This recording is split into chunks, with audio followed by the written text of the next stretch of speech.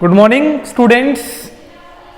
7th class का chapter number 4 geography में major landform हम स्टार्ट करने वाले हैं। तो इस बेसिकली इस चैप्टर में जो हम पढ़ने वाले हैं वो टॉपिक्स हैं आपके वेदरिंग क्या होता है वो पढ़ेंगे, उसके बाद पढ़ेंगे इरोजन क्या होता है, देन मेजर लैंडफॉर्म्स के बारे में पढ़ेंगे and the last topic will be soil formation. तो स्टार्ट करते हैं। All the landform of the earth surface are formed by various endogenic force. जितने भी लैंडफॉर्म है अर्थ सरफेस के ऊपर वो सभी के सभी किससे बनते हैं? एंडोजेनिक फोर्सेस से मिलके बनते हैं। बात करें लैंडफॉर्म की तो लैंडफॉर्म में आपके हिल्स, माउंटेन्स, रिवर्स, प्लेन्स, ठीक है, ये सब इसमें यहाँ पे आ जाते हैं। जितने भी लैंडफॉर्म्स हैं हमारे ये एंडोजेनिक फोर्स से मिलके बनते हैं। However the exogenic force tend to reduce the elevation of existing landform. और बात करें दो फोर्स होती है, एक होती है एंडोजेनिक फोर्स, दूसरी होती है एक्सोजेनिक फोर्स।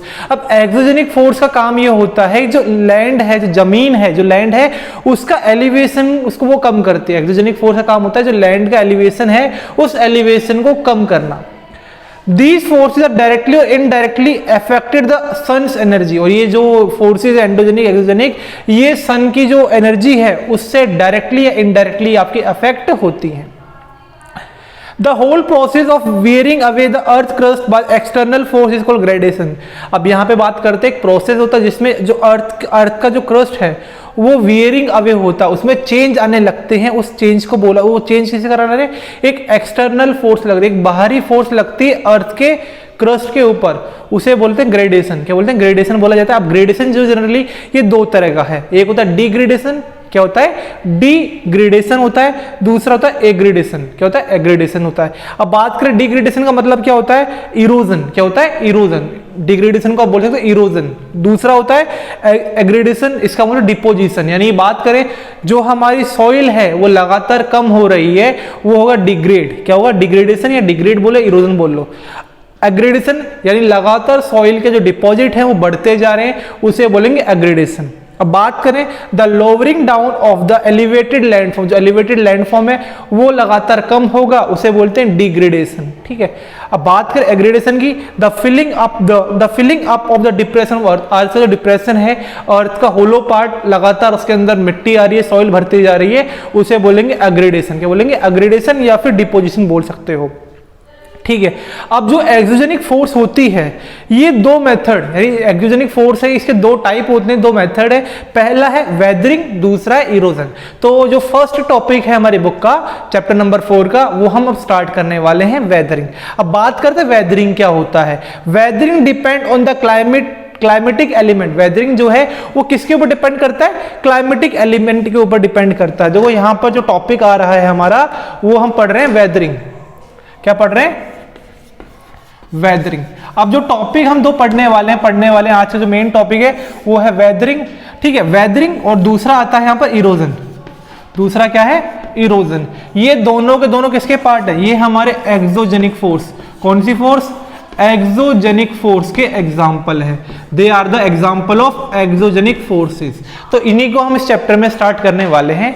तो जो वेदरिंग होता है ये डिपेंड करता है क्लाइमेटिक एलिमेंट के ऊपर। बेसिकली इसमें क्या होता है, जो सॉइल रॉक्स होती हैं वो डिके होने लग जाती हैं, यानी जो चट्टाने हैं धीरे धीरे टूटने लगेंगी, धीरे धीरे वो कम होने लग जाती हैं, उसे बोलते हैं weathering.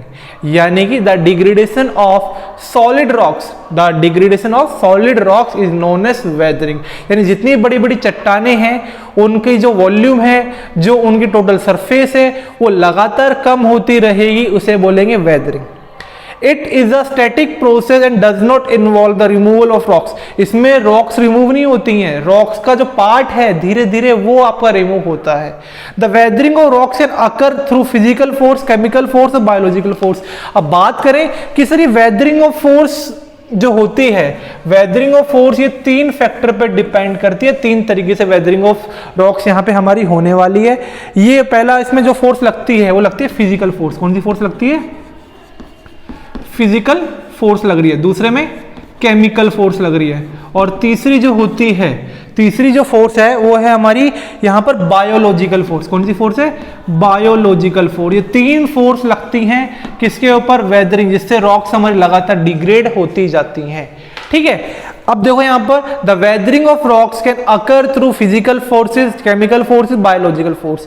Weathering prepare rock material for transportation by the agent of gradation like river, glacier, wind, sea wave etcetera. बात करें वेदरिंग क्या करता है, वेदरिंग प्रिपेयर करता है जो हमारी रॉक्स हैं, रॉक्स का जो छोटे छोटे पार्टिकल्स हैं, जो इनका छोटे छोटे सेगमेंट्स है, सेडिमेंट्स हैं, वो आपके रिवर के थ्रू होते हुए या फिर ग्लेशियर के थ्रू होते हुए या विंड या सी वेव के होते हुए यहाँ पर एक पर्टिकुलर सरफेस पे जाके वो आपके जमा हो जाएंगे, उसे बोलते हैं वेदरिंग। अब अगला जो टॉपिक आता है टाइप्स ऑफ वेदरिंग।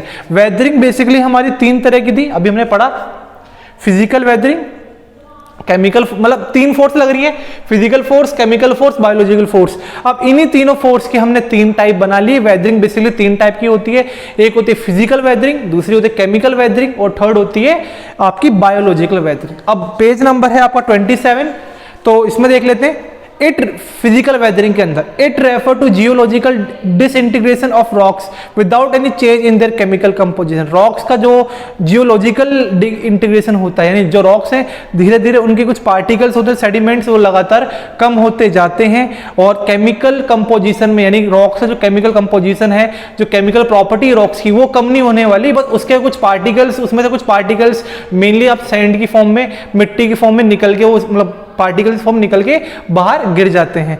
ठीक है, और इनकी गिरने का कारण क्या है, जो हमारे सेडिमेंट्स बन रहे हैं, जो ये डिसइंटीग्रेशन हो रहा है रॉक्स का, उसके पीछे जो फैक्टर्स आते हैं वो है एक तो टेम्परेचर के कारण, दूसरा वाटर के कारण और तीसरा फ्रॉस्ट के कारण। ये कुछ मेन फैक्टर जिसके कारण फिजिकल वेदरिंग हमें देखने को मिलती है। अब बात करें फिजिकल फोर्स की, तो फिजिकल फोर्स आपकी ये हो जाएगी, यहाँ पर विंड हो जाएगी, वाटर हो जाएगा और फ्रॉस्ट यहाँ पर ये आपकी आ जाती है। For example wave crashing against a rocky shoreline slow break apart into the 2 smaller piece. बात करें एक रॉक से, रॉक एक चट्टान है, चट्टान के पास जो हवा चलेगी, तो हवा जब चल रही है तो हवा जब उस चट्टान से टकराएगी, टकराने के बाद उस रॉक्स में से कुछ छोटे छोटे पार्टिकल्स वगैरह, आपके मिट्टी जैसे पार्टिकल्स हैं, छोटे छोटे सेगमेंट्स वगैरह, सेडिमेंट्स वगैरह, वो गिरकर अलग हो जाएंगे और वो फिर पानी के साथ बहते हुए या फिर हवा से बहते हुए आगे जाके कहीं पर इकट्ठे हो जाते हैं, इसे बोलते हैं फिजिकल वेदरिंग। देन दूसरा आता है केमिकल वेदरिंग। क्या है केमिकल वेदरिंग? तो chemical weathering changes the mineral composition of rocks. Rocks का जो मिनरल कंपोजिशन है वो केमिकल वेदरिंग आपका चेंज करेंगे, केमिकल प्रॉपर्टी रॉक्स से चेंज करती है केमिकल वेदरिंग। एयर और water are the main agent, और ये किसके कारण होता है? एयर और वाटर इसके मेन एजेंट आपके होते हैं। अब बात करें एग्जाम्पल की, तो dissolve carbon dioxide rain water में जो कार्बन डाइऑक्साइड डिजोल्व होती है वो आपका इसका एक एग्जांपल है। और मॉइस्ट एयर से आपका क्या बनता है? फिर कार्बनिक एसिड आपका बनने वाला है। और जो केव वगैरह, जो गुफाएं वगैरह, केव वगैरह जो होती है जनरली वो केमिकल वेदरिंग से आपकी बनती है। देन लास्ट टॉपिक आता है बायोलॉजिकल वेदरिंग आज का। Plant, tree, animals also contribute to weathering. Plants, tree और एनिमल्स ये भी वेदरिंग में कंट्रीब्यूट करते हैं, ये आते हैं बायोलॉजिकल फैक्टर के अंदर। रूट्स ऑफ ट्री में grow into cracks in the rocks, और जो ट्रीज की जो रूट होती हैं, जो पेड़ है, पेड़ की जो जड़ें हैं, वो जड़ें अगर चट्टानों नीचे चलेगी, चट्टानों में क्रैक्स लेके आएंगी, इससे वो जो रॉक्स हैं आपकी वो अलग अलग स्मॉल स्मॉल पीसेस में डिवाइड आपकी हो जाती हैं। ठीक है, और burrowing animals and human beings also contribute to this process. बात करें ऐसे एनिमल्स जो जमीन में गड्ढा करते हैं, तो रॉक्स वगैरह में भी आपके होल्स वगैरह कर सकते हैं। दूसरा ह्यूमन बींग भी जो है वो भी एक इंपॉर्टेंट रोल प्ले करता है बायोलॉजिकल वेदरिंग के अंदर। तो ये कुछ ऐसे फैक्टर जिसके कारण यहाँ पर रॉक्स जो लगातार वो आपकी डिग्रेड होती जाती हैं। 3 थी, physical, then chemical, then biological. ठीक है, बाकी जो नेक्स्ट टॉपिक है इरोजन, इसको हम अगली क्लास में कवर करेंगे।